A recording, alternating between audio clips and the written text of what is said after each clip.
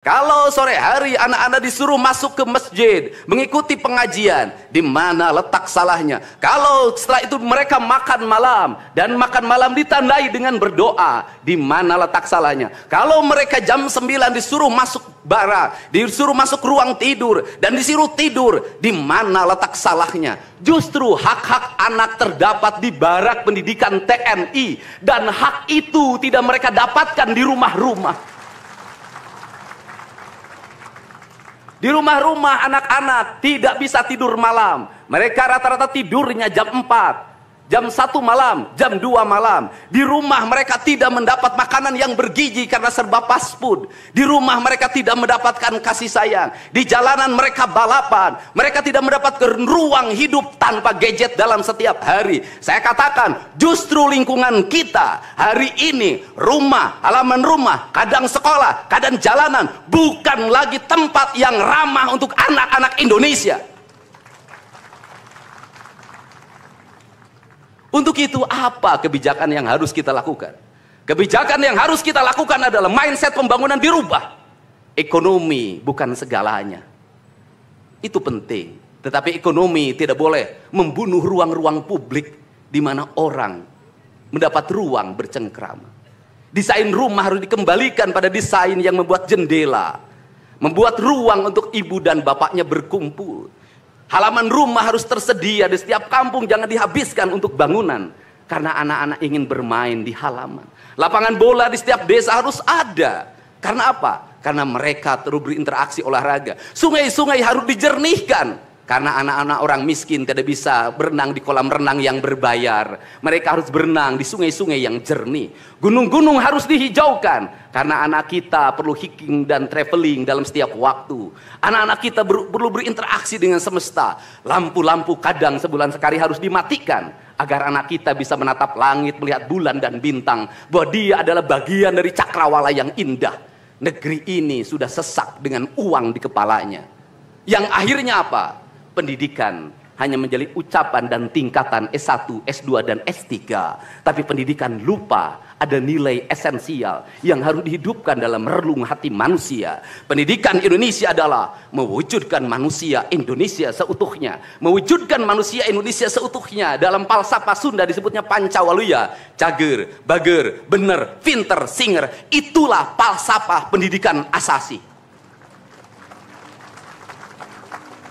Maka falsafah pendidikan asasi dalam kaidah Sunda disebutnya kalimatnya begini. Kawung mabur sarulukna sama kelengiten pandana. Ciamis tinggal paitna ciherang tinggal kiruhna. Resi lengiten ajina pandita ilang komara. Kaduruku hawa nafsuna. Bangkong di kongkorong kujang kacai mawacameti. Saya hanya falsafah ini. Apa itu bangkong di kongkorong kujang? Kujang adalah senjata. Bagi orang Sunda adalah sebuah kehormatan diri. Kujang, tetapi kujang tidak bisa dikongkorongkan pada bangkong. Kalau bangkong dikongkorongkan oleh kujang, bangkong itu anak-anak di bawah umur. Kalau dia dikongkorongkan oleh kujang, kujang itu tak bermakna dan bangkong itu mati, tak mampu membawa kujang.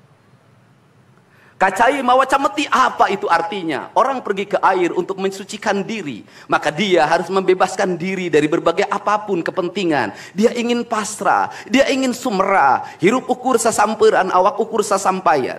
Sariring-ring dumadi sarengkak saparipola. La haula wala quwata illa billah. Maka dia tidak boleh membawa hawa nafsu. Ketika kita ingin memasuki abad ritual dan spiritualitas, maka tidak boleh ada kebencian, tidak boleh membawa senjata apapun, tidak boleh, maka kita berserah. Apa yang terjadi hari ini? Orang-orang yang setiap hari bicara tentang kesucian, lidahnya menyakiti orang lain, menusuk orang lain, membawa api peperangan pada saat orang menuju kesucian. Bahkan bisa jadi menghinakan orang lain, itu dianggap bagian dari kesucian. Tidak ada anak nakal. Tapi orang Sunda itu menyebutnya budak bangor. Budak bangor itu beda dengan nakal. Kenapa? Itu masa mereka menginjaki masa remaja menuju masa dewasa. Maka di hari kebangkitan nasional ini, pemerintah Provinsi Jawa Barat, sekolah yang hari ini berjalan, ada pendidikan karakter, ada bela negara. Saya akan meresmikan menjadi Sekolah Kebangsaan Jawa Barat Istimewa. Sekolah Kebangsaan Jawa Barat Istimewa nanti akan dipusatkan di Dodik, Lembang. Dan kalau ada lembaga pendidikan lainnya, kami juga akan menjadi kerjasama. Mereka yang bersekolah di situ bukan anak-anak yang tawuran, bukan anak-anak yang minum, bukan anak-anak korban dari ML, tetapi juga nanti anak-anak yang memiliki kemampuan akademik yang tinggi, anak-anak yang memiliki kemampuan pikiran yang tinggi. Dan seizin pimpinan DPRD Provinsi Jawa Barat, tahun ini kami akan memberikan beasiswa pada mahasiswa-mahasiswa yang kuliah di jurusan engineering, tetapi mereka harus mengikuti sekolah kebangsaan selama 1 bulan, agar uang yang diberikan oleh Provinsi Jawa Barat melahirkan nasionalisme-nasionalisme baru yang bisa membawa bangsa ini ke arah kemajuan. Dan saya mengucapkan terima kasih pada kalian semua yang membuat diri saya hari ini setiap hari berpikir.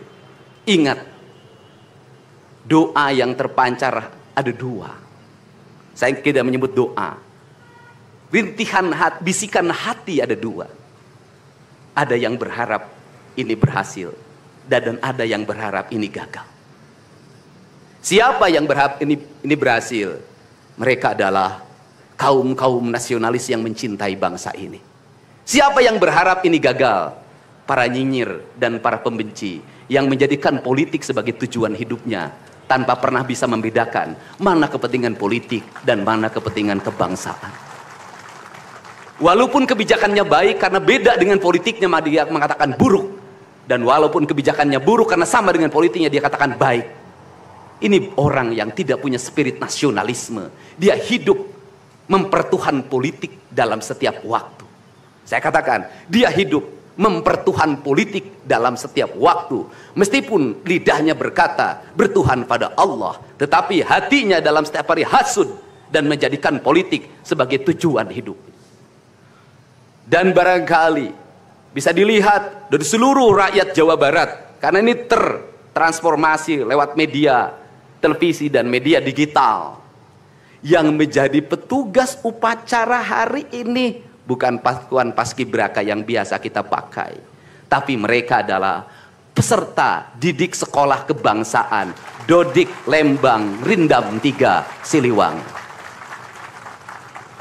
Waktunya tidak lama, hanya 18 hari, tapi bisa dibentuk. Pertanyaannya adalah, di sekolah mereka bisa dibentuk seperti ini?